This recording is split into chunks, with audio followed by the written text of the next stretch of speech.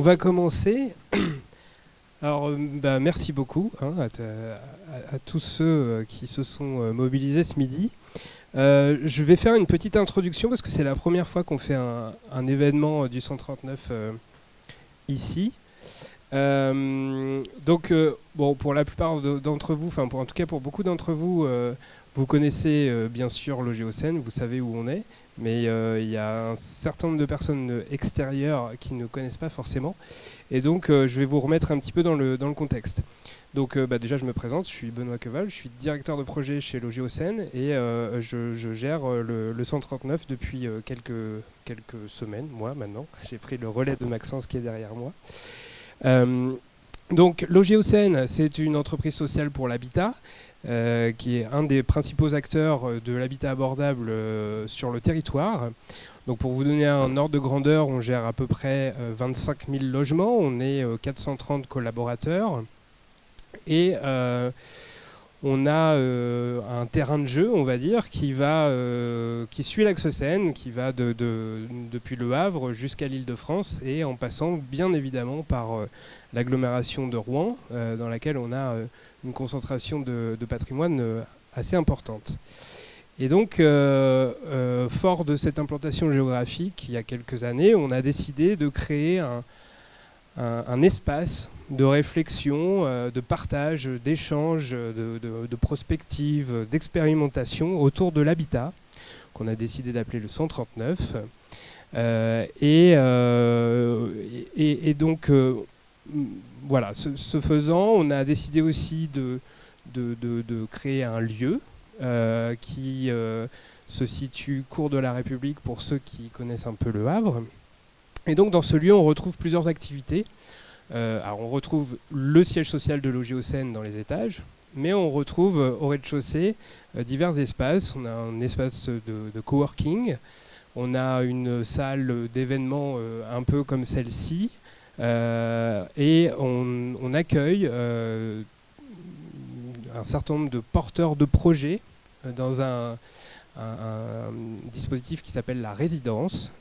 Et donc ces porteurs de projets, on leur propose d'intégrer nos locaux et d'avoir des bureaux équipés, d'avoir accès à toutes les ressources de l'entreprise, au réseau de l'entreprise et pourquoi pas aussi à tout son patrimoine pour expérimenter et développer leur activité. Je fais une petite aparté sur la résidence, puisqu'on a le même dispositif depuis peu ici, dans nos locaux de Mont-Saint-Aignan. Et donc, on est en train de lancer un appel à candidature. Donc, si certains d'entre vous sont intéressés ou connaissent des gens qui sont intéressés pour intégrer la résidence, c'est le moment. Vous retrouverez des flyers et des livrets qui détaillent vraiment le dispositif juste à côté quand on passera au cocktail. Donc, je referme la parenthèse. Et donc, je vous disais, il y a un lieu d'événement qu'on appelle le Meet-up au 139 cours de la République, dans lequel on a fait le compte il n'y a pas très longtemps, dans lequel on a organisé l'année dernière plus de 80 événements. Alors des événements internes, le Géocène, mais aussi des événements organisés par des structures partenaires, des événements qu'on a coproduits.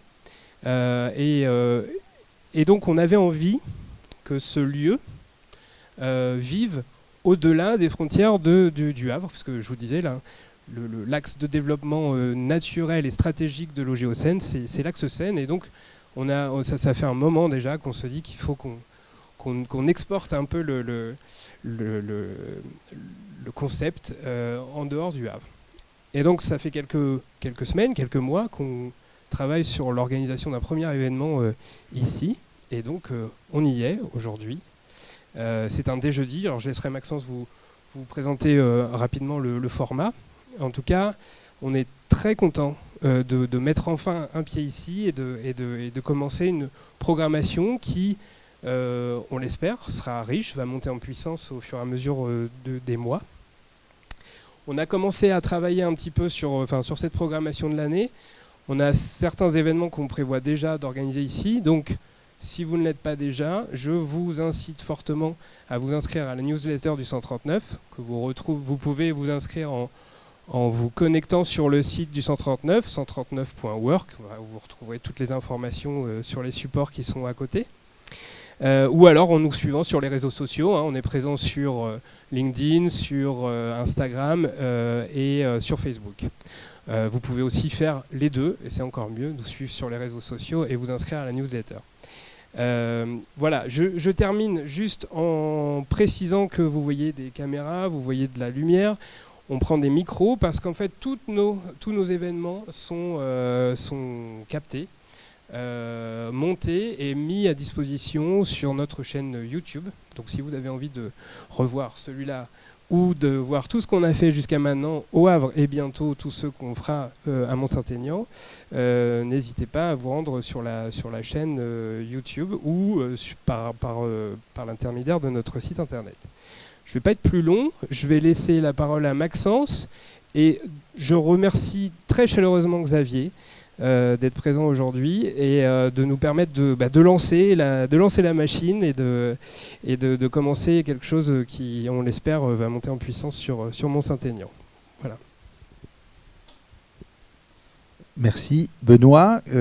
Comme tu l'as dit, le 139, c'est un lieu qui permet de penser les territoires de demain avec ceux qui en sont les acteurs. Et quoi de mieux que de leur donner la parole à travers un format qui est celui-ci, celui du déjeudi. C'est très simple. Sur le temps du déjeuner, on reçoit quelqu'un, on échange pendant 20-30 minutes et après on se retrouve, on continue à échanger de manière informelle autour d'un déjeuner. Donc aujourd'hui, on a la chance effectivement de recevoir Xavier Grand-Guillot pour ce premier déjeudi à Mont-Saint-Aignan, à Rouen. Xavier Grand-Guillot qui a donc sorti il y a 8 ans une espèce d'ovni dans le monde de l'édition en Normandie qui s'appelle Michel, la revue Michel. On va en parler aujourd'hui et peut-être en introduction, Xavier, tu peux nous présenter en quelques mots qu'est-ce que c'est que Michel. Est-ce que mon micro fonctionne? Oui.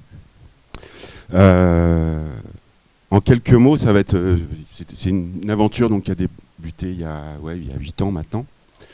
Le projet, c'était vraiment moi, je rencontrais plein de gens du fait de mes responsabilités associatives, de mon métier. Je suis graphiste indépendant, je travaille beaucoup avec des collectivités, des structures culturelles pour amener du conseil en communication, en édition, un peu de scénographie aussi. Et ce métier, ses responsabilités associatives. J'ai été président de la Papace Production pendant 13 ans. La Papace Production, c'est une asso au Havre qui a notamment créé et développé le Tetris, la scène de musique actuelle, et qui accompagne des artistes musiciens. Donc j'ai été président de cette asso pendant 13 ans. Donc tout ça m'a amené à rencontrer énormément de gens sur l'ensemble du territoire, et particulièrement à Rouen, au Havre, un peu à Caen. Et j'ai eu envie de donner la parole à des gens qui font plein de choses bien. Donc le projet il est né de cette idée-là au départ.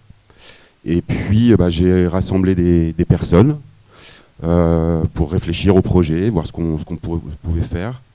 Et puis j'ai découvert une revue qui s'appelle 303 dans les régions Pays de la Loire, qui est une revue thématique, qui est éditée par la région Pays de la Loire, donc qui est vraiment un projet institutionnel, mais éditorial. Et je me suis dit, c'est ça que j'ai envie de faire.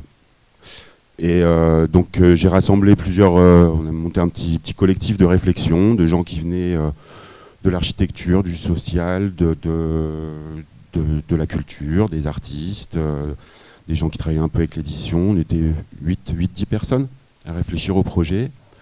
Et c'est comme ça qu'on a eu l'idée de faire une revue qu'on a voulu, au départ, on a fait un premier numéro.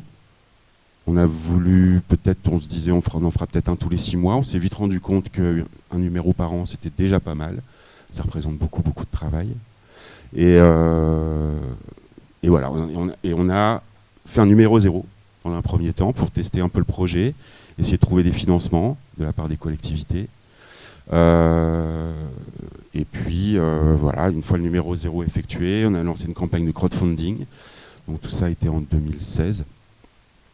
Et qui nous a permis de financer le premier numéro qui s'appelle Sur les ponts, dont l'idée était de témoigner des des passerelles qu'il pouvait y avoir à l'époque entre la Haute et la Basse Normandie. Les deux régions étaient sur le point de se rassembler. Et voilà, quel lien il pouvait y avoir sur le territoire, à la fois entre la Haute et la Basse, mais aussi les acteurs culturels, sociaux. Michel, c'est art, culture, société, Normandie. De quelle façon ces personnes créaient du lien, finalement. Donc la notion de pont, créer des ponts. Le principe de la revue, c'est justement de ne pas être une revue d'actualité, et c'est un choix éditorial fort. Pourquoi vouloir s'extraire de l'actualité ? La volonté dès le départ, c'était vraiment de traiter les sujets par le fond. Donc de vraiment proposer de la lecture. Donc c'est des articles longs qui s'étalent sur au minimum 2 pages, et on peut aller autant qu'on veut, je dirais, quelque part. C'est que si on a une proposition d'un article de 10 pages, on se dit, bah oui, pourquoi pas. Le sujet mérite de faire 10 pages. Et aujourd'hui, un support d'actualité, d'une part, fonctionne beaucoup moins bien. C'est que le modèle magazine est quand même en baisse. Et puis, de se dire que c'est une revue qu'on a envie de conserver. C'est des sujets sur le long terme, et de pouvoir vraiment développer des sujets, de se donner le temps long. Michel prend son temps. Voilà, c'est une revue qui ne périme pas. Non. Que le sujet sur les ponts est encore... il est toujours d'actualité. Il y a un article dedans un peu historique sur l'histoire des ponts à Rouen. Voilà, comment on traversait la Seine depuis la création de Rouen. Donc un article un peu universitaire, mais qui du coup est toujours d'actualité. En 8 ans, il y a eu 7 numéros qu'on retrouve d'ailleurs juste derrière, pour ceux qui souhaitent, à l'entrée, ceux qui souhaitent les consulter. C'était quoi les grandes thématiques qui ont été abordées en 8 ans, et quelles sont celles qui ont peut-être le mieux fonctionné ? Alors les thématiques, on les définit, on les définit via le comité de rédaction. J'en reviendrai peut-être un peu après sur le fonctionnement. Donc c'est des choix collectifs. On est un noyau dur de 4 personnes, je parlerai tout à l'heure aussi. Mais ce sont vraiment les contributeurs aussi qui sont amenés à participer, à amener des idées, à amener des sujets. Et sur les thématiques, donc la première, numéro 1, les ponts. Le deuxième numéro a été annoncé dès la sortie du numéro 1 sur les racines. Donc quelles sont nos racines en Normandie. Mais on est allé assez loin, puisqu'on a aussi interviewé un éminent coiffeur du Havre, donc sur les racines des cheveux, tout simplement. Voilà, donc on se permet aussi ce genre de digression. Et voilà, donc sur le numéro 2, racines. Le numéro 3, c'était les médiations. Là encore, c'est un mot qu'on emploie beaucoup aujourd'hui, mais qui pendant longtemps a eu pas mal de mystères sur ce qu'on pouvait mettre derrière la notion de médiation, le dialogue, comment créer du dialogue entre des personnes. Donc ça, on l'a abordé sur plein de niveaux, culturel, artistique, social. Ça a été un numéro assez intéressant, assez compliqué à faire. Le numéro 4, on s'est dit on va aller voyager un peu au bout du monde. Donc les bouts du monde, c'était de témoigner un petit peu de ce qui se passait dans des endroits un peu incongrus du territoire, des gens voyageurs, des gens qui organisent des choses au fin fond de la campagne. Donc voilà, beaucoup de choses aussi. Donc ça sur le numéro 4. Le numéro 5, c'était habiter. Je crois que c'est à ce moment-là que l'OGEO s'est un petit peu intéressé au sujet. Et voilà, comment on habite la Normandie, pourquoi on vient habiter en Normandie. On a eu la chance d'avoir comme invité, donc à chaque fois dans chaque numéro, il y a un invité principal qui ouvre le numéro. Et on a eu Pete Doherty qui a bien voulu témoigner de son arrivée en Normandie. J'ai vu là dans la presse et sur les différents sites qu'il en parlait largement en ce moment, parce qu'il prépare une nouvelle tournée avec son groupe, les Libertines. Mais on a été un petit peu précurseur à l'interroger là-dessus. Donc il s'est fait une nouvelle vie en Normandie, et ça a été une magnifique rencontre. Voilà pour un exemple d'un sujet développé dans ce numéro 5. Et le numéro 6, se nourrir. Toujours un petit peu, voilà, comment on se nourrit, comment on produit aussi la nourriture en Normandie, mais aussi certaines critiques. Je sais qu'on avait fait un partenariat avec le Poulpe, qui est donc un groupe de journalistes indépendants et militants, et qui a fait on a résumé un article qu'ils avaient publié à propos de Lactalis, sujet éminemment d'actualité aussi aujourd'hui. Voilà, donc sur la question de se nourrir, sur le numéro 6 qu'on a sorti l'année dernière, et pour arriver à ce numéro 7, dont on va parler peut-être un petit peu plus largement, mais sur le rock.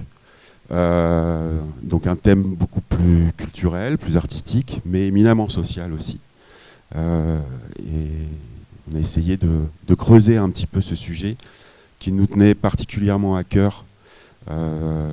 C'est que voilà, la plupart des contributeurs sont... Moi, je commence à être un vieux rocker, et que les salles de concert sont toujours des endroits pour moi où plein de découvertes et de rencontres. Tu parles des contributeurs. Oui. Derrière Michel, il y a toi, qui est le fondateur de cette revue, mais il y a aussi toute une équipe. Est-ce que tu peux présenter comment ça fonctionne, qui est à la manœuvre pour sortir un ouvrage comme ça de 176 pages? Oui, et c'est pas une mince affaire. Donc on est un noyau dur de 4 personnes. Guy Foulquier, qui a longtemps vécu à Rouen, qui maintenant a émigré pour sa retraite à Lectoure. Voilà, c'est quelqu'un qui a fait énormément de choses à Rouen, et qui a été chanteur dans une chorale, qui a accompagné plein de projets culturels, mais aussi économiques. Voilà, donc quelqu'un qui très actif, qui a été très actif à Rouen. Mais il a beau être parti dans le Gers, il est toujours très très très présent, et qui coordonne un petit peu l'ensemble du projet, notamment sur la diffusion et la distribution, qui sont la véritable difficulté vraiment dans un projet d'édition. On est indépendant là-dessus, et c'est quelque chose d'assez compliqué à gérer. Florence Degaine, qui est rédactrice en chef, qui elle vit au Havre, à Sainte-Adresse exactement, qui a une vraie formation de journaliste, qui a travaillé au Parisien pendant des années, qui est venue s'installer au Havre, maintenant il y a une bonne douzaine, quinzaine d'années, je ne sais plus exactement, et voilà, elle a travaillé sur Michel. Maintenant elle fait de la formation au journalisme, elle anime des ateliers d'écriture, etc. Elle a une vraie compétence pour reprendre les papiers et de les mettre dans le même sens, je dirais, quelque part. Donc d'accompagner les contributeurs dans la rédaction pour retourner un peu le papier. Quelquefois, il faut mettre le dernier paragraphe au début, rédiger l'introduction, travailler sur le titre, qui est très important, les légendes, etc. Donc Florence fait un vrai travail de fond avant la mise en page. Elle est accompagnée par Laure Volion, qui est à Rouen, qui est journaliste aussi, avec qui j'ai travaillé pendant longtemps. Moi, j'ai travaillé au service com de la ville de Rouen pendant 7 ou 8 ans, il y a longtemps maintenant. Mais Laure travaillait avec moi sur la toute première version de Rouen Magazine, qui était hebdomadaire à l'époque. Donc ça a été une aventure éditoriale assez extraordinaire que j'ai pu vivre, et qui n'y est pas pour rien dans ce projet aussi. C'est que je me suis nourri dans mon parcours professionnel d'expériences d'édition qui ont permis de savoir comment fonctionne un support, le rôle d'un rédac-chef et des contributeurs. Donc voilà pour le noyau dur. Et après, on a identifié des personnes sur le territoire qui sont journalistes professionnels, souvent indépendants, donc à Caen, à Cherbourg, à Rouen, au Havre, un peu à Évreux aussi. Il y a une contribution importante sur le dernier numéro à Évreux. Et puis voilà, on a des espèces de têtes de pont comme ça sur l'ensemble du territoire qui vont être à l'écoute de ce qui se passe autour d'eux, qui nous font des retours. Donc on se retrouve en visioconférence.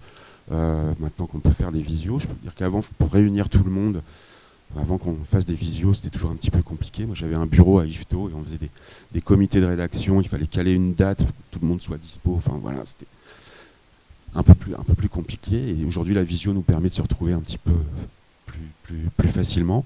Souvent le samedi matin. Et voilà, on se retrouve à 10, 12, parfois une vingtaine. Ça peut arriver, mais en général, il y a une douzaine de personnes qui prennent part dans le projet à venir. Donc là, on est un comité de rédaction à venir au mois de mars pour définir la thématique du prochain numéro. Qui prennent part, qui écrivent du coup. Et qui écrivent et qui illustrent aussi. C'est qu'il y a le rapport à l'écriture qui est important. Donc les contributeurs peuvent être soit journalistes professionnels ou des gens qui sont, je dirais, aguerris à l'écriture, qui aiment ça, qui ont une pratique de l'écriture et qui n'ont pas forcément des supports disponibles. C'est que oui, il y a des choses qui se passent sur le web, mais je pense notamment il y a Alice Michonnet ou Guillaume qui est présent, qui est enseignant, mais qui aime beaucoup écrire. Donc voilà, il nous a sollicité en disant moi votre projet il m'intéresse, je fais ci, je fais ça, j'ai déjà écrit ci, c'est bien d'avoir un peu d'expérience. Et on tend à essayer de professionnaliser au fur et à mesure les contributions de plus en plus. Mais ce côté amateur, bénévole, c'est qu'au départ, quand même, les contributions, tout le monde est prévenu en disant on peut pas, quand on le fait, tu seras dédommagé, mais on peut pas payer tout le monde. Le modèle économique ne le permet pas. Donc, parlons-en justement du modèle économique pour un ouvrage comme celui-ci. Combien ça coûte de sortir un numéro de Michel? Combien d'exemplaires est le seuil critique? C'est quoi comment ça fonctionne? On imprime 1000 exemplaires. Imprimer 1000 exemplaires, ça coûte un peu plus de 6 000 €. Donc ça, on essaye de le financer par la publicité. Et après, les ventes nous permettent de rétribuer. Moi, je me rémunère un peu, vraiment pas à la hauteur de ce que ça représente. Florence est un peu rémunérée aussi pour son travail de relecture et de rédac chef. Et l'ensemble des contributeurs est prévenu en disant on vous paiera en fonction des ventes, à savoir que l'impression en gros est payée par la vente d'espaces publicitaires. Il y a un peu de pub dans Michel, et là on sollicite beaucoup les collectivités, les musées, les structures culturelles. C'est toujours un peu le nerf de la guerre pour essayer d'avoir des annonceurs qui répondent présents. On a des fidèles quand même, donc la région répond présent, le département de Seine-Maritime répond présent, mais on a beaucoup de mal à avoir le département de l'Eure, on a beaucoup de mal à avoir le département du Calvados. C'est pas faute de les avoir sollicités, mais voilà, et on estime que ce projet il a une ambition, oui, régionale, voire pourquoi pas nationale. On en vend par correspondance aussi via le site internet michel-larevue.fr. On en a vendu jusqu'au Brésil. Des gens au Brésil qui ont acheté, alors je crois que c'était une fan de Pete Doherty, qui a repéré le truc et qui a acquis un numéro. Mais on en a vendu au Canada, on en a vendu en Angleterre, en Allemagne. Tu l'as évoqué tout à l'heure et ça rejoint ce que tu dis, c'est la question de la diffusion. Comment ça se passe pour, entre guillemets, écouler 1000 exemplaires? Est-ce qu'il y a des lieux partenaires? Est-ce qu'il y a des circuits de distribution privilégiés? Là, aujourd'hui, on est à Rouen. Où est-ce qu'on peut trouver Michel à Rouen? Essentiellement dans toutes les librairies indépendantes. On essaye d'achalander l'ensemble des librairies indépendantes. Donc à Rouen, c'est l'Armitière. À la Croix-de-Pierre, la Tonne, qui existe depuis, qui est une petite librairie vraiment indépendante, beaucoup plus que l'Armitière, même si l'Armitière est une librairie indépendante, mais c'est une grosse librairie. On est référencé, on a un numéro d'ISBN, donc il y a possibilité, s'il n'est pas disponible chez un libraire, de le commander tous les numéros. Donc on est référencé sur les bases de données nationales. Donc essentiellement chez les libraires, mais on sollicite aussi, il y a plein de sympathisants autour de Michel, plein de gens qui disent mais moi je veux bien t'en vendre quelques-uns.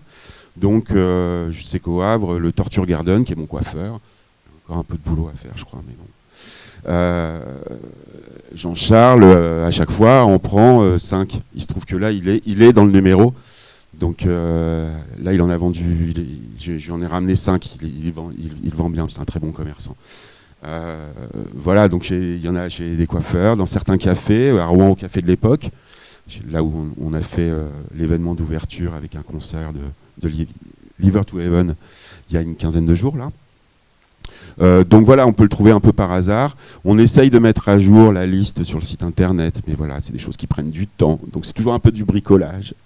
Mais ça fait partie du charme aussi de ce type d'initiative, de ne pas être dans une professionnalisation absolue. On essaye d'être pro, d'être le plus à l'écoute et des sollicitations.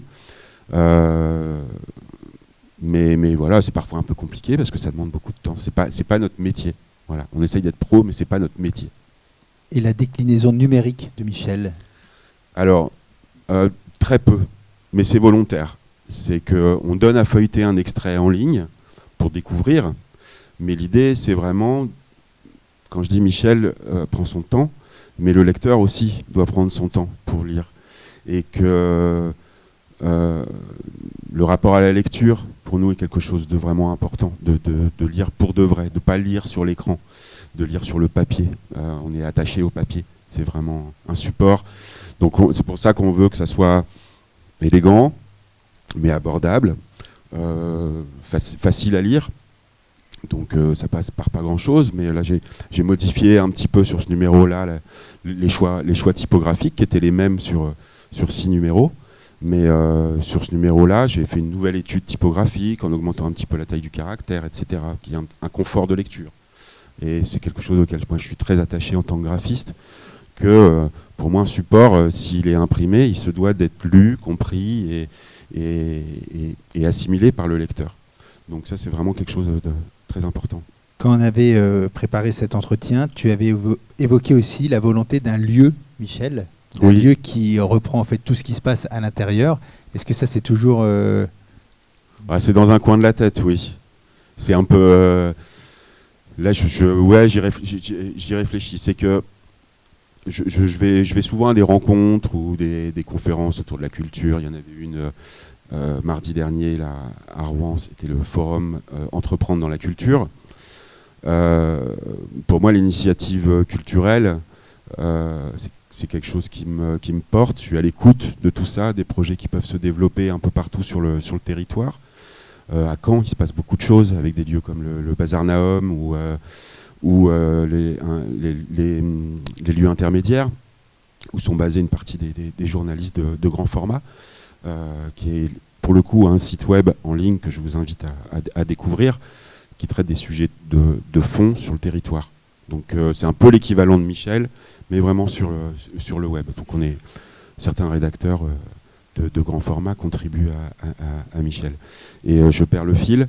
Sur le lieu. Sur la question du lieu, c'est que sur des rencontres qu'on a pu faire, je me suis rendu compte que quelque part, Michel, c'est un espèce de tiers-lieu finalement. Le support, c'est un endroit où on essaye de rassembler des idées, des envies, des initiatives, du plaisir de faire, du comment faire.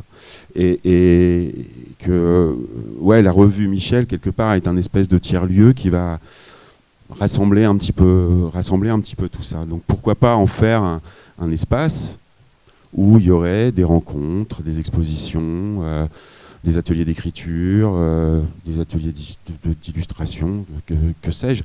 Et ces lieux-là, ils commencent à exister un peu. Le Bazar Nahom dont je parlais à Rouen, il se trouve que moi, je fais partie d'une colloque de travail qui s'appelle La Reliure au Havre, où un torréfacteur, à la base, a pu acquérir un espace de 800 ou 900 mètres carrés et a choisi de le sous-louer à des graphistes, des plasticiens, des gens qui travaillent dans l'édition.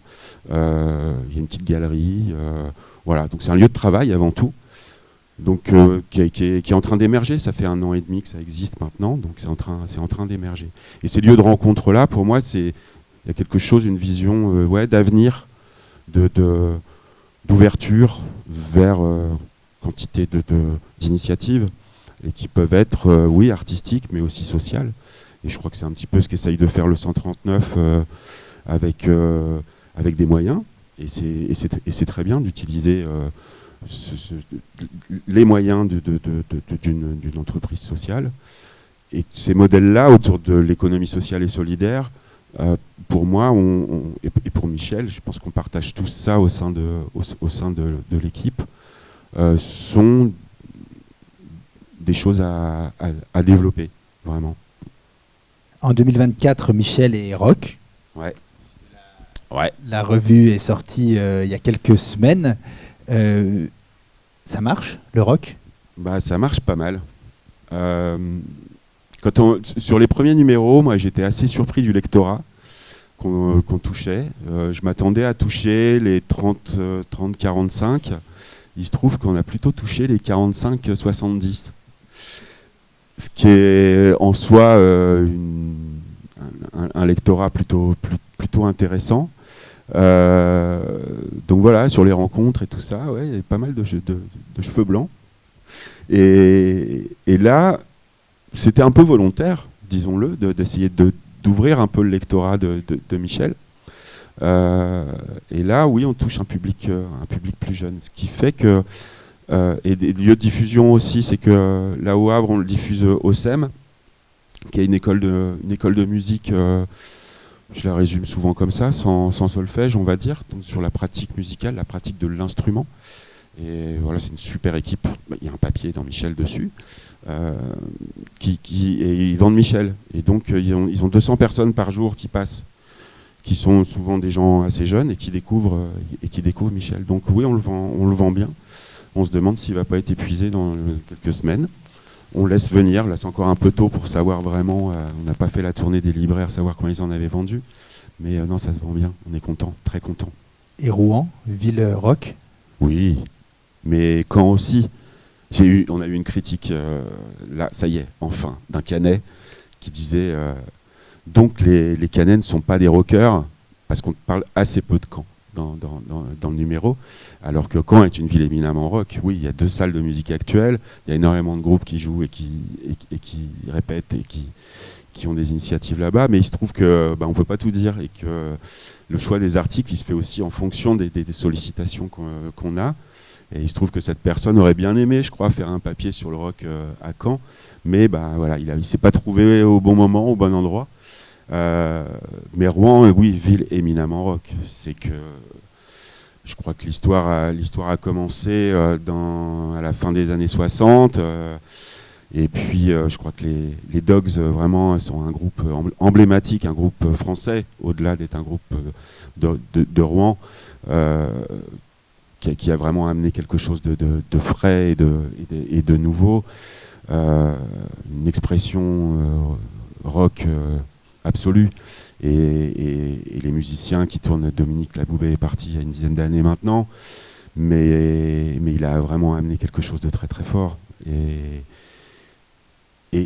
il l'a transmis. C'est qu'on a un papier qui ouvre sur le rock aujourd'hui, c'est que on voulait vraiment que ce numéro ne soit pas uniquement le mythe rock. Oui, il existe. C'est qu'il y a quantité de mythes autour du rock. Donc on en témoigne. L'histoire, elle est là. Beaucoup de choses se sont passées dans les années 60 jusqu'à mi-80, on va dire. Il y a eu un petit creux à cette époque-là. Mais aujourd'hui, et Gecko en a témoigné, ça a été une super rencontre par hasard sur un festival, Gecko Hopman, qui donc, lui, a été un vrai rocker dans les années 80, plutôt du côté de la New Wave, et a amené quelque chose de complètement nouveau à Rouen. Et c'était quelqu'un de très expressif, on va dire, qui s'est fait beaucoup de mal, je crois, mais qui va beaucoup mieux aujourd'hui. Et qui du coup se lance beaucoup dans l'écriture. Il a écrit 2 bouquins, il écrit des nouvelles régulièrement, Et je lui ai proposé d'écrire une espèce de balade. Au départ, c'était sur le rock en Normandie. Il m'a dit, mais je vais jamais y arriver, c'est pas possible sur les groupes d'aujourd'hui. Donc je lui ai dit, bah, reste sur Rouen, tu les connais tous. Et il m'a dit, je crois que d'une part, la sollicitation lui a beaucoup plu, et il s'est senti très légitime à faire ça, à faire ça et à aller vers les petits jeunes, quoi. Et moins jeunes, parce que ça va jusqu'à la quarantaine quand même. Et il y a un côté parrain. Le parrain, mais aussi parrainage, de parrainer les projets de ces groupes d'artistes qui souvent vivent de pas grand-chose. Hein. C'est compliqué, la place de rocker, tant qu'on n'a pas fait une grosse tournée ou vendu les albums, j'en parle même pas, parce qu'on en vend quasiment plus aujourd'hui avec le streaming, mais la situation est complètement différente de celle des années 70-80, où voilà, on pouvait vendre des disques et que c'était rentable d'être musicien. Ça pouvait être très rentable, ça l'est beaucoup moins aujourd'hui. Il faut être une superstar et tourner sur les réseaux sociaux, c'est plus du tout le même métier.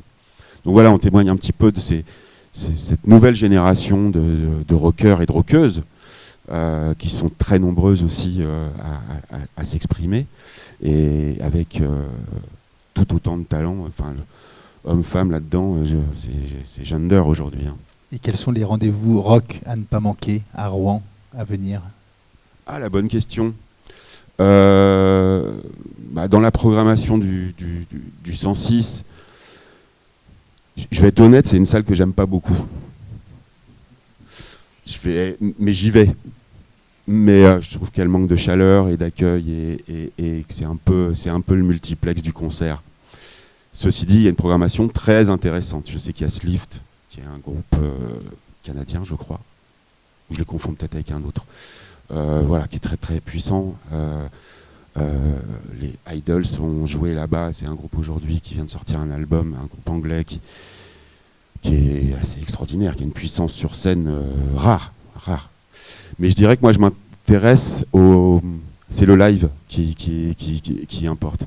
Et le 3 pièces a une programmation. Alors il peut y avoir 3 concerts de suite aux 3 pièces, place de l'Hôtel de Ville, qui est la salle éminemment rock, et puis un autre café qui est place derrière la Halle aux Toiles, où il y a beaucoup de concerts. Le Fury Bar, merci Muriel, qui a une programmation aussi rock. Donc je dirais que c'est plus des lieux que des concerts. C'est que pour moi le rock c'est ça, c'est d'abord cette dimension humaine qu'il peut y avoir. Et c'est ce qu'on a essayé de témoigner. On a essayé de témoigner de ça dans ce numéro-là. Cette force, cette énergie qu'il peut y avoir par les projets portés autour et avec le rock.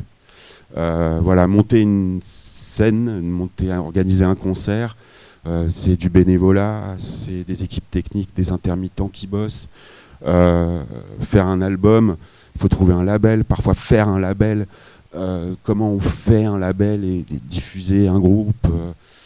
Il y a plein de mystères derrière tout ça, plein de petites choses qui se passent. Et c'est toute cette énergie-là dont on a essayé de témoigner. Et cette énergie, on la retrouve aussi sous forme de playlist que vous avez Oui. conçue spécialement pour ce Oui. numéro. Comment on y accède à cette playlist? Alors on a fait, moi j'aurais bien aimé faire un truc multiplateforme, qu'on puisse écouter sur Spotify, sur Deezer, etc. Ça a été plus compliqué que prévu.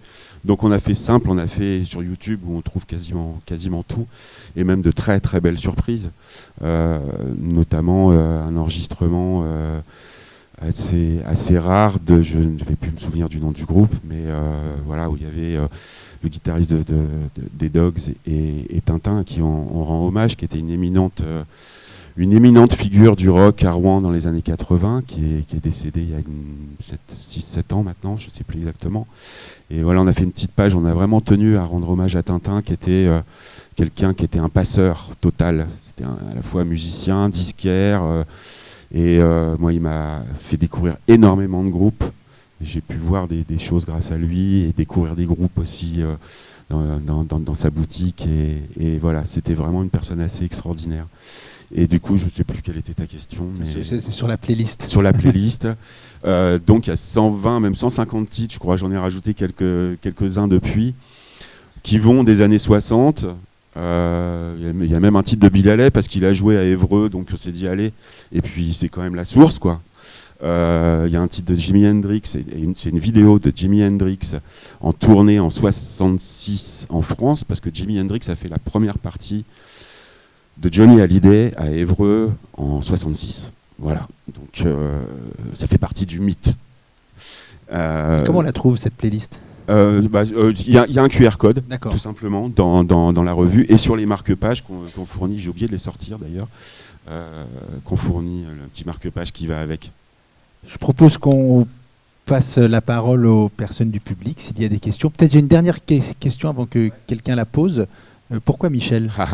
L'éternelle question. C'est un nom qu'on a choisi, on voulait personnifier un petit peu ce qui se faisait un petit peu dans les revues. Et on a tous un tonton Michel, un cousin Michel, il y a un petit côté franchouillard qu'on aime bien. Et il se trouve que Saint-Michel est le patron des Normands. Voilà, tout simplement. Le Mont Saint-Michel, on sait à qui il appartient maintenant. Et voilà. Et la petite anecdote dont je me suis rendu compte après, et je la dévoile quand même maintenant facilement, c'est que je ne m'appelle pas Michel, je m'appelle Xavier, mais j'ai 3 prénoms qui sont Xavier, Stéphane, Michel. Donc voilà, il y a un truc. Est-ce qu'il y a des questions dans le public ? Ouais. Je suis très intéressée par cette playlist. C'est quelque chose qu'on peut partager comme on veut. Je pense, oui. Elle est libre de droit, on peut la partager. Oui, sur c'est les du réseaux, YouTube, on peut donc recommander aux uns aux autres. Ouais, ça doit être possible. Faut qu'on la mette d'ailleurs, on l'a pas mis encore sur. Alors, on a une page Facebook, mais on avait une page qui marchait super bien. On avait plus de 2000 personnes qui nous suivaient. On s'est fait pirater, donc on n'a plus l'administration dessus. Donc on a recréé une nouvelle page Facebook qui s'appelle La Revue Michel, tout simplement.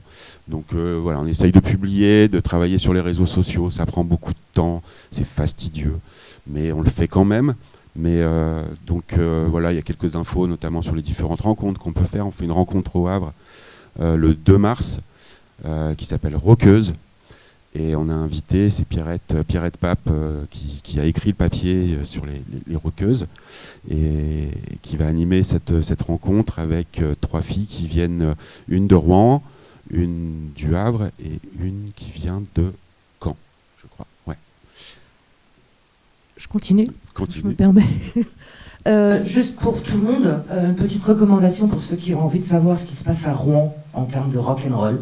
Il y a une petite page Facebook qui s'appelle Sous-sol Rouen, qui est un agenda culturel turbulent, qui est monté complètement bénévolement par 2 filles, qui explorent un petit peu tout ce qui peut se passer partout dans les sous-sols de Rouen. Je ne ferai pas la promo pour le reste. Super. Culture indépendante. Culture indépendante, sous-sol au pluriel. C'est une page Facebook et je pense qu'ils ont aussi un Insta. Les salles de Rouen, de partout, etc., est-ce qu'elles contribuent à la diffusion ou est-ce que c'est compliqué et pourquoi ? C'est assez compliqué. Il y a souvent des histoires de caisses. Voilà, il faut faire du dépôt. Est-ce qu'ils prennent une commission ou pas ? À savoir que voilà, un libraire, quand il diffuse une revue, il prend 30% sur le prix de vente. Si on fait faire la diffusion, c'est qu'on fait appel à un diffuseur qui va distribuer Michel dans tous les lieux possibles et imaginables en Normandie, voire ailleurs, il prend aussi 30%. Donc il reste 40%. Donc il ne nous reste pas grand-chose. Donc là, le modèle économique, il ne fonctionne plus. Donc là, le plus intéressant, c'est de l'acheter en ligne, de l'acheter auprès des indépendants. De l'acheter auprès des indépendants. D'accord. Ouais, Okay. Totalement. De l'acheter oui, aujourd'hui. C'est une des raisons pour lesquelles on organise des rencontres. Je vais pas m'en cacher, c'est que ça nous permet vraiment, pour nous, sur la vente, c'est tout bénef. On le vend maintenant 20 €. Le précédent était à 17 €. C'était un peu juste pour nous. C'est qu'on était juste à l'équilibre. Et je dirais que ça nous permet de voir venir, d'organiser des rencontres, de faire des petits apéros, où on va payer un coup aux contributeurs et aux gens qui viennent, peut-être d'organiser une exposition. On a fait une exposition déjà, qu'on a présentée 2 fois après le numéro 4, je crois, ou 5, qu'on avait présenté au Tetris, 2 jours, parce qu'après, on a tous été confinés. Donc on a produit une exposition de l'ensemble des images qui avaient été présentées tout au long des 4 premiers numéros. Donc on a fait faire des tirages, il y a des choses que les artistes ou photographes avaient, et du coup ça nous a permis de présenter la revue sous un autre angle, vraiment du côté de l'iconographie. Et c'est quelque chose auquel on tient beaucoup, l'icono. C'est l'importance de l'image dans une revue, elle est vraiment fondamentale.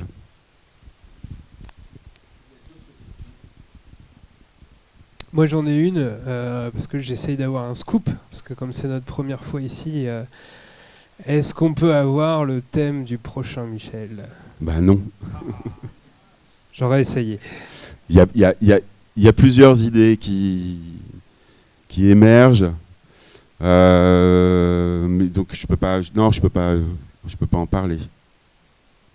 Je le savais en vrai, mais mais faire un peu le... S'il n'y a pas d'autres questions, on peut peut-être continuer à échanger à côté en mangeant un morceau. L'heure tourne. Merci beaucoup. Merci pour ta beaucoup présence. Ça m'a fait plaisir. Et on souhaite le meilleur pour cette revue et on a hâte de découvrir le prochain. Il faudra patienter, une bonne année. Hein. Merci à vous.